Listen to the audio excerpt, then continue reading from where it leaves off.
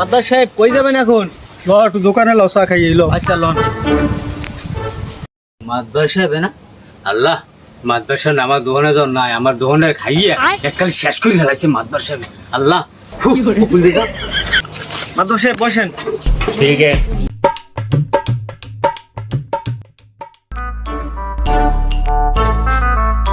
আরে আল্লাহ শেষ পর্যন্ত মাতবার আমার দোকানে একাল বইয়ে পড়লে এককালে আরে আল্লাহ এই দোকানদার সাহেব মাতবার কি কয় হনেন? কে মাতবার সাহেব কি কন?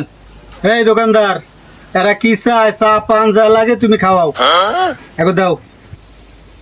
মাতবার সাহেব আপনি যে খাতা দিয়েছেন এ খাতায় বাহি লিখতে লিখতে এখন আর আমার খাতায় জায়গা নাই মাতবার সাহেব। এখন আপনি যদি খান আমার কিন্তু নগদ টাকা দেওয়া লাগবে মাতবার সাহেব। আমি এর বাহি ব্যস্ত আর মুনা হে বেটা, এই মহল্লার মধ্যে টাকা না পাইবে এমন কোন মানুষ আছে আমার ঘরে? ঠিক ঠিক।